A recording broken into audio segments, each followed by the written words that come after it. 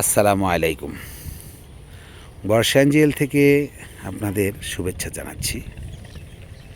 আজকে এখানে চলে আসছি আমাদের এই প্রতিদিনের মতো নিয়মিত চকে। এখানে আপনাদের আমি যদি দেখাই, সবাই সবার মতো কাজ করে যাচ্ছে, যার যার কাজ। এখানে কেউ শাক ধুচ্ছে, কেউ শাক তুলছে, কেউ কেউ শাকের উপর আঁটি বাঁধছে, কেউ তুলছে।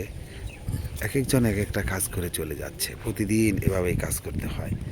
আপনারা দেখতেছেন এখানে এক ভাই তার সুন্দর করে আঁটি বানাচ্ছে। মূলত এই জমিগুলাতে চাষাবাদের জন্য যে জায়গাগুলো আমরা সাধারণত নির্বাচন করি, তার মধ্যে ফসলি জমি হিসাবে আমি বলবো লাল মাটির ফসল সবচেয়ে ভালো হয়। সেটা শাক হোক আর সবজি হোক, সেটা মোটামুটি ভালো টেস্ট থাকে এবং একটু স্বাদই আলাদা থাকে। যেমন বালি মাটি থেকে পলি মাটি থেকে যে ফসলগুলো তৈরি হয়, সেগুলোর স্বাদ কিন্তু পাইনা লাগে, তেমন কোনো স্বাদ হয় না। তো এখন এই যে ছোটো ভাই যে শাকগুলো তুলতেছে, মোটামুটি মাটিগুলো দেখতেছেন এটা লাল। এই লাল মাটি থেকে যে উৎপাদনটা আসছে সেটা হলো মূলত মোটামুটি ভালোই হয়ে থাকে। তো আজকে এখানে যে এক ভাই দেখতেছেন, এটা মোটামুটি এই শাকটার নাম হলো গিয়ে ডাঁটা শাক। কোথাও বলে সাদা শাক, কোথাও বলে ডাঁটা শাক। এক একজন এক এক কোয়ালিটিতে শাকগুলা তৈরি করে। আপনারা যে শাকগুলা যদি আপনাদের কাছ থেকে দেখাই, দেখেন শাকগুলা কি সুন্দর, খুব সুন্দর শাকগুলা।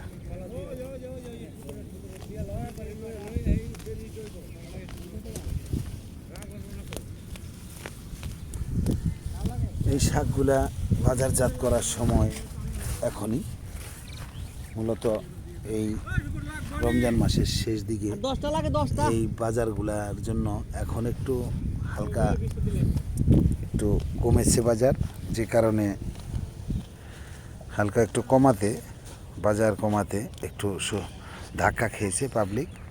তেমন অবস্থায় সবজি বিক্রেতারা তেমন একটা, তো আপনারা দেখতেছেন যে যার মধ্যে এখানে শাকগুলাকে যার এক একজনের 200-300 করে আটি করে নিয়ে যাচ্ছে, যার মতো ধৌত করার জন্য। এখানে ধোয়ার মতো জায়গা আছে। আপনারা আমার অন্য ভিডিও যারা দেখেছেন তারা অবশ্যই জানেন যে এখানে অবশ্যই ধৌত করার মতো অনেক জায়গায় আছে। সেই হিসাবে এখন যাদের শাক হয়ে গেছে তারা চলে যাচ্ছে। প্রত্যেকেরই একটা টার্গেট থাকে, শাকের একটা টার্গেট থাকে। শাকের টার্গেট হলো কেউ 250 আটি, কেউ 300 আটি, কেউ 200 আটি বাড়বে। এই আটিগুলা তৈরি হয়ে গেলে তারা যার মতো বাসায় চলে যায়।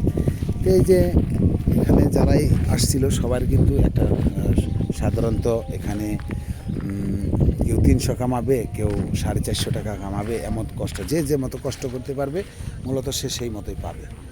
এখন আজকে আমি যতটুকু এই চক থেকে দেখানোর চেষ্টা করলাম, যতটুকু পারলাম আপনাদের সামনে উপস্থাপনা করলাম। এর মধ্যে এটা আমার একটা টেস্ট করা ভিডিও। আমি বেশ কিছুদিন যাবৎ আমি কোনো ভিডিও ছাড়তে পারতেছি না, এর জন্য নতুন করে একটা ভিডিও ছাড়লাম। তো সে পর্যন্ত আপনারা ভালো থাকবেন। আসসালামু আলাইকুম ওয়া রাহমাতুল্লাহি ওয়া বারাকাতুহু।